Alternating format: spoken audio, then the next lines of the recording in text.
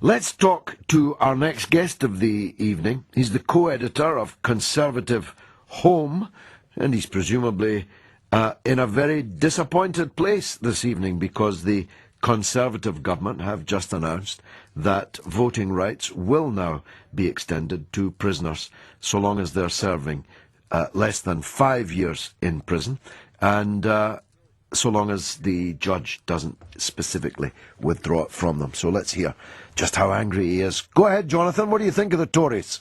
Well, George, I am a Conservative, and I would have rather had a majority Conservative government rather than the coalition, but we are where we are.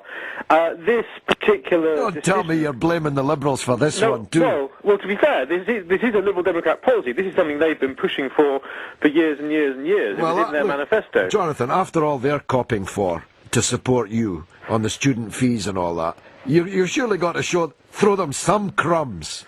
Well, this particular crumb is not one that I'm very happy about, if that's what it is. I mean, clearly, it's bigger than the Liberal Democrats saying they want to do this.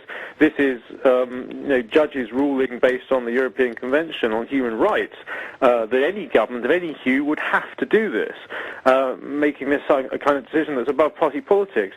I think it's a very worrying development. My personal view is that when people commit crimes and they're put in prison, they forfeit certain rights, and one of those rights is the right to vote. And I think, that's been the case, since 1870. It's been the case for 140 years, and I don't think there was any movement amongst the people in this country to change that. Of course, there was a lot of people in Britain didn't get a vote in 1870, and they weren't criminals. Well, no, we have... Possession of a penis was a necessity in 1870 to vote. And possession of a right few quid as well. Well, indeed, and we have moved on since then. Indeed, we have, which is exactly my point, Jonathan. I'm not for a moment suggesting that the franchise should be restored to what it was in 1870. Oh, well. But I do happen to think that the principle was right. Give it time. I happen to think the principle was right back then, that people who go to prison, one of the rights that they lose is the right to vote.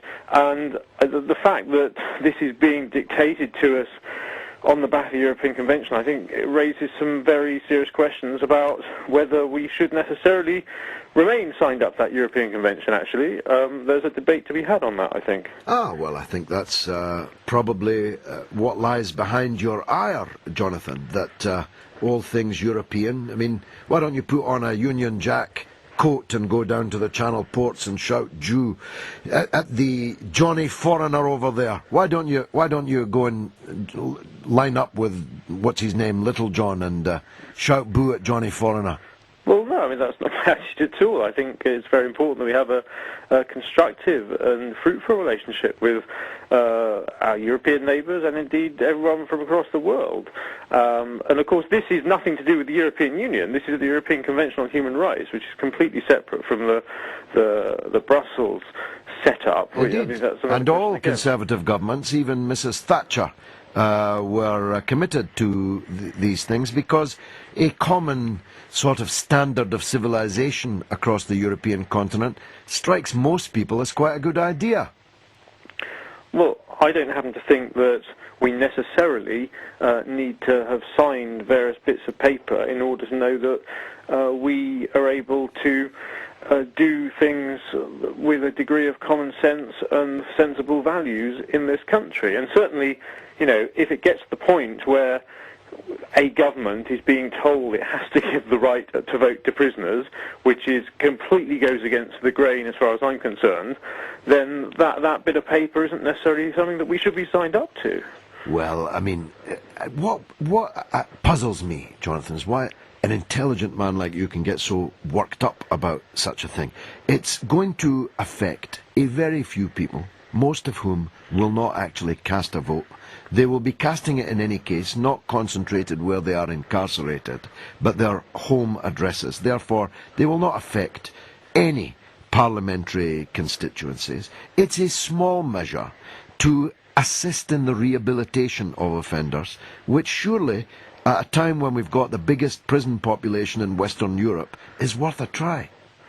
Well, George, how many people it affects is not the point. And I thought, you're a man who usually takes very principled stances on things. And as far as I'm concerned, this is a point of principle. That prisoners should not have the right to vote.